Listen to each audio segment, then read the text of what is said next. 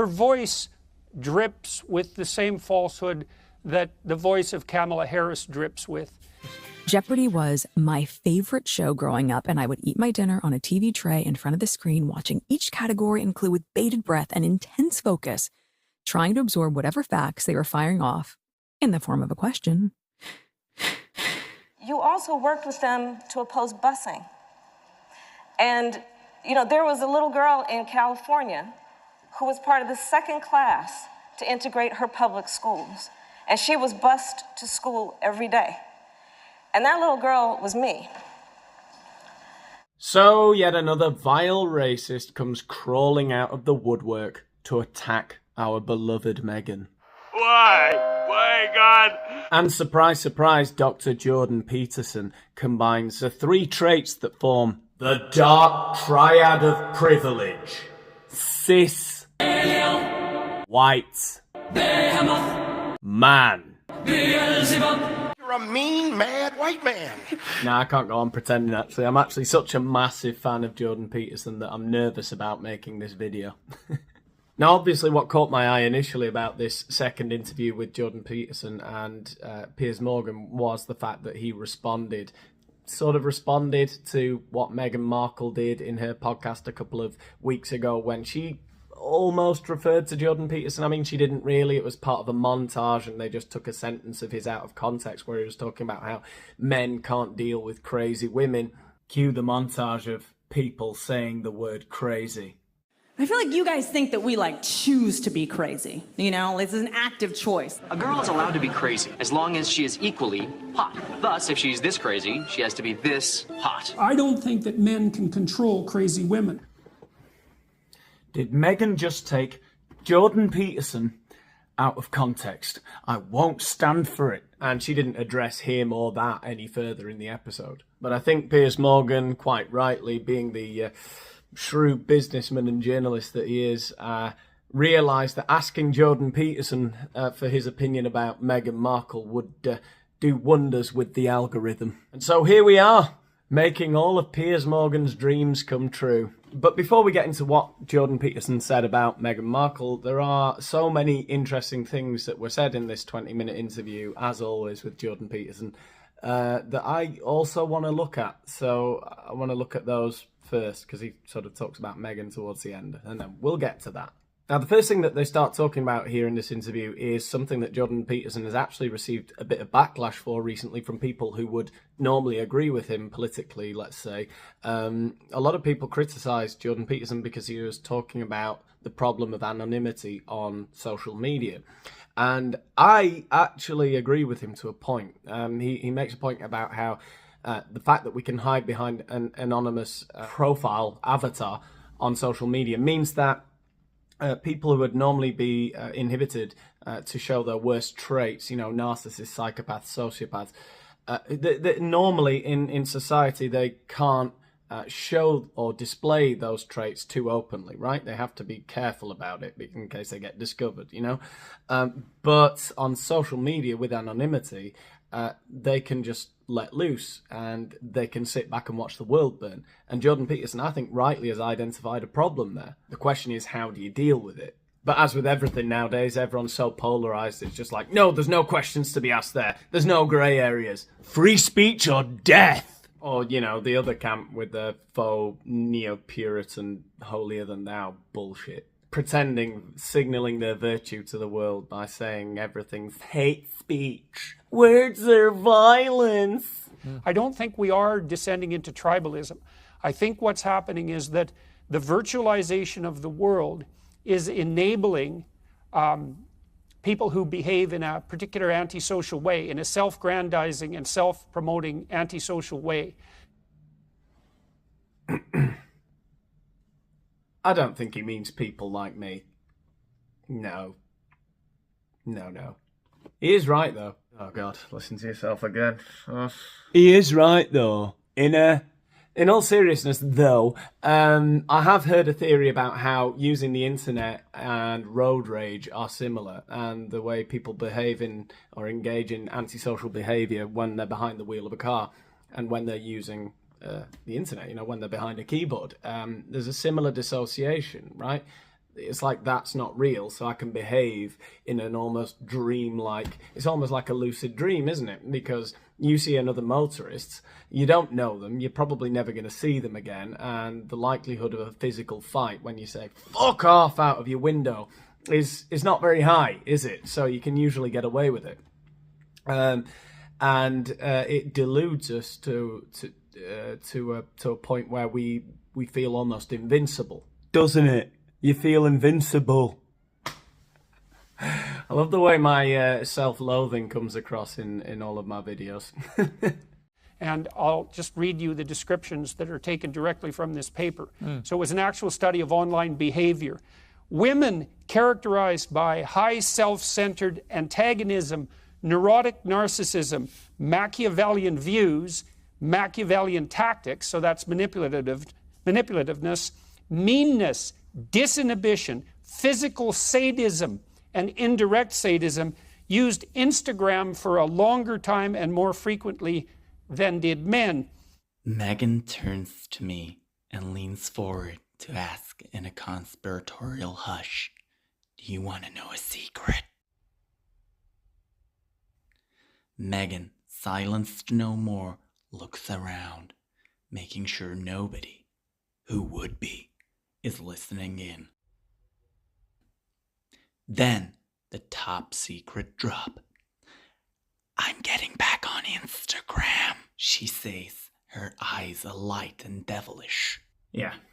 One of the things that's happening to us as we virtualize the world is that we're enabling the small percentage of people, it's usually about 3% in general populations, who use manipulation and reputation savaging and denigration and self-promotion, so the genuinely psychopathic types, to dominate the social conversation and to spew their poisonous and manipulative venom into the public domain, not only with no fear of being stopped and no inhibition, which is almost all applied socially, but also while being monetized and promoted by the people who run the social media channels. Okay, so I've skipped through a couple of minutes of the video here where essentially Jordan Peterson is talking about how comment sections on Twitter and on YouTube and stuff like that are dominated by anonymous accounts, which are owned by, in his opinion, sort of Machiavellian, narcissistic, basement-dwelling trolls, right?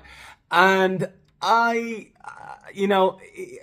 getting a lot of backlash for this because people are saying that he's advocating for censorship when he talks about this. I don't think that that's exactly true, and you'll see that that's not exactly true with his recommendation here in the next clip I'm going to show.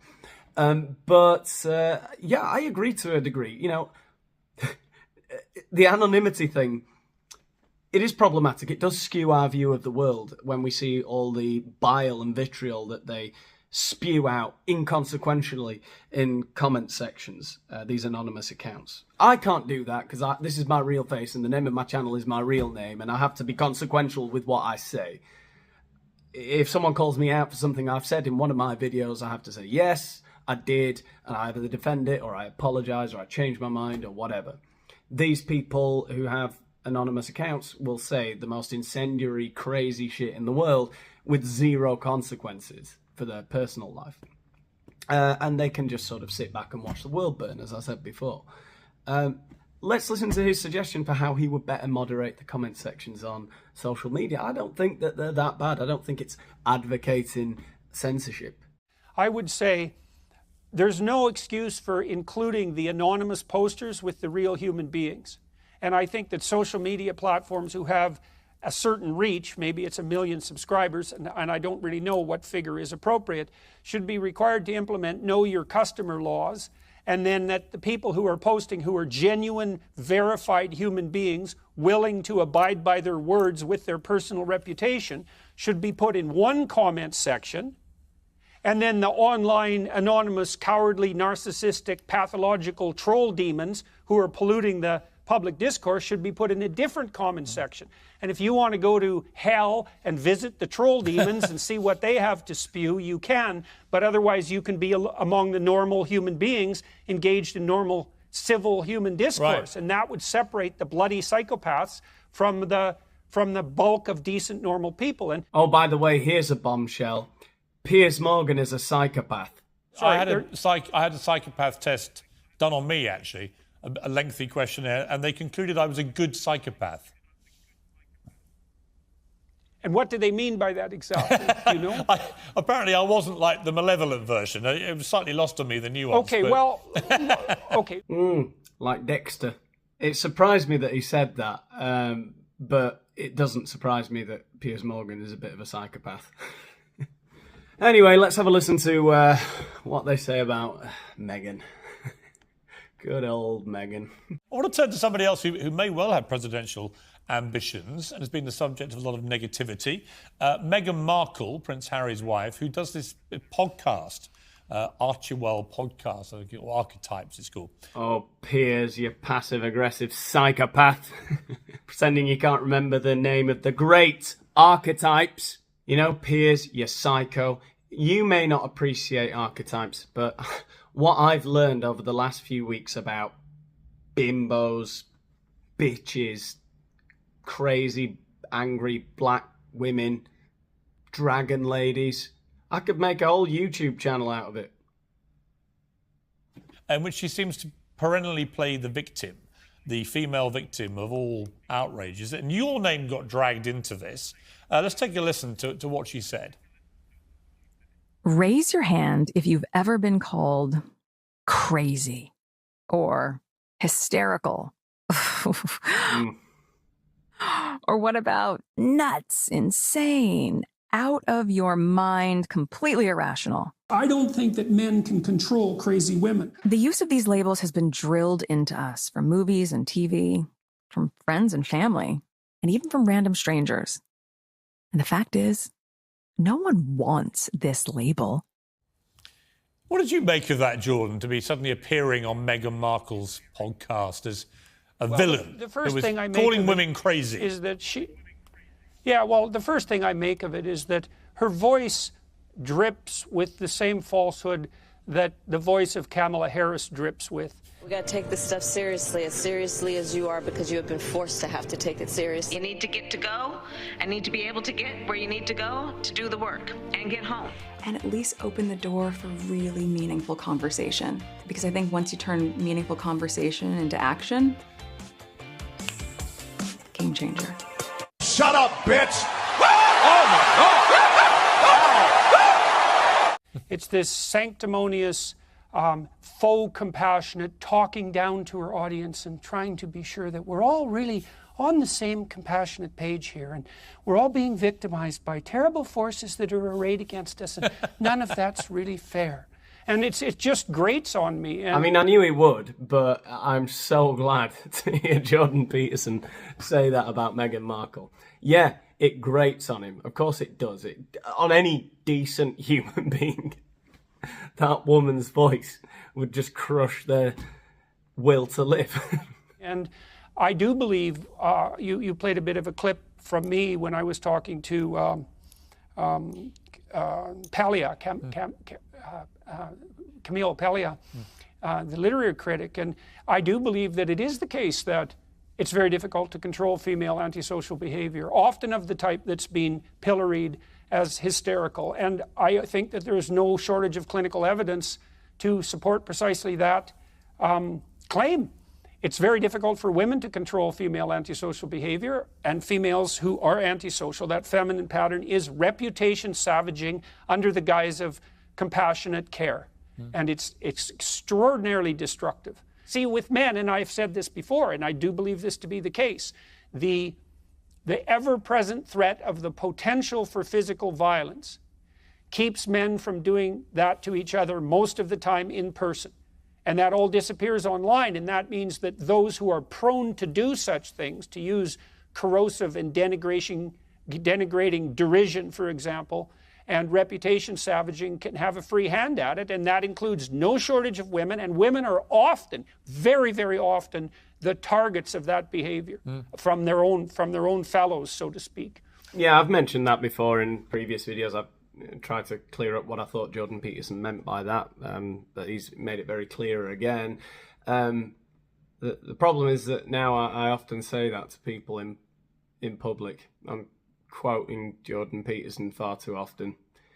in Spanish.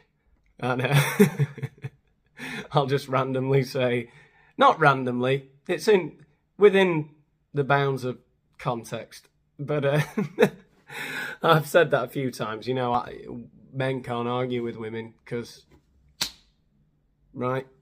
Men know their limits because there are consequences. Hospital and graveyard. And you see, folks, when we argue with women, those options are off the table. In my head, I think I'm sounding really wise. I've often been drinking when I have these conversations. I think I'm sounding all philosophical. Everyone's like, ugh. People's reactions suggest otherwise. I was actually looking through Jordan's 12 Rules for Life just now, and I was thinking, does Meghan apply these 12 rules to her life? Now, rule number 1 says stand up straight with your shoulders back. I think Meghan does that, so a good start. Number 2, you can see there, says treat yourself like someone you are responsible for helping. Now, no one could accuse Meghan of not trying to help herself, right? So, yeah, 2 out of 2 so far. 3, make friends with people who want the best for you. Oh, yeah. yeah. So good, so far so good. Number 4, compare yourself to who you were yesterday, not to who someone else is today. Well, the thing is, I think Meghan feels that she reached perfection at about age 12 when she wrote to that dish soap company and got them to stop saying women all over America are fighting Greece and got them to say people are fighting Greece. So she does compare herself to that person, but she says that she's still, as you know, essentially the same person, I think she said, as she was when she was 12, you know. So, yeah, 4 out of 4, 5 out of 5. Number 5. Do not let your children do anything that makes you dislike them. I don't know what she lets her children do, to be honest. If they do things that make her dislike them. I won't. I can't say.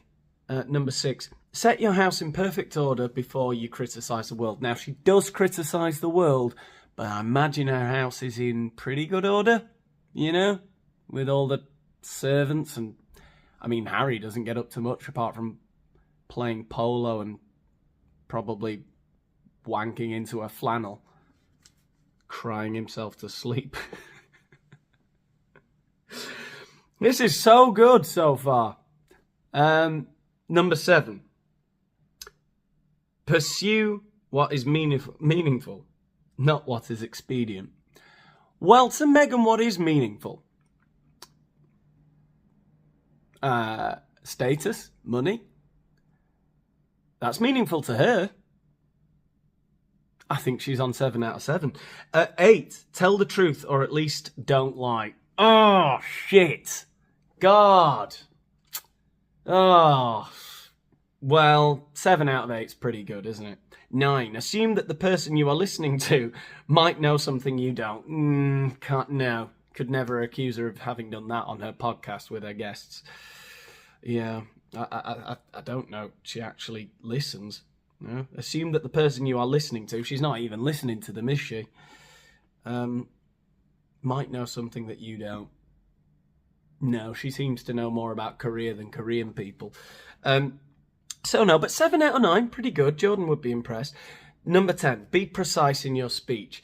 Now, she is a word nerd, right? She loves a game of Jeopardy. She's a mean player of Jeopardy, right? But, and Scrabble.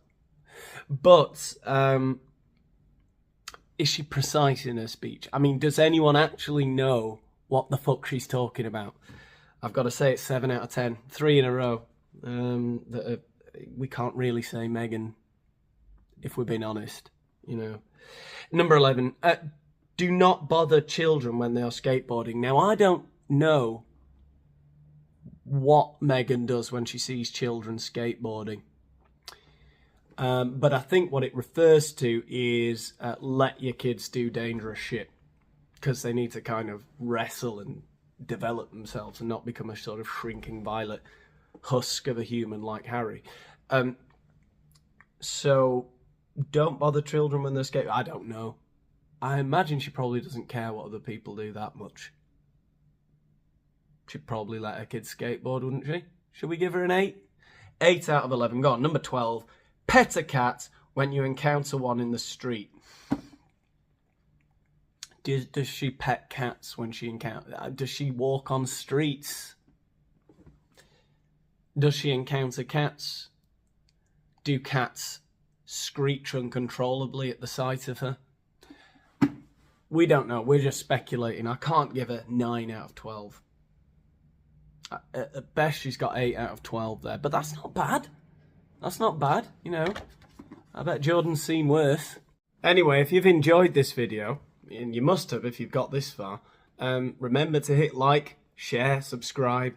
I need to reach as many people as possible. And then I will get to meet my hero, Jordan. That's the only reason I've got a YouTube channel. I want to meet Jordan Peterson. Let's make a wish come true. And yeah.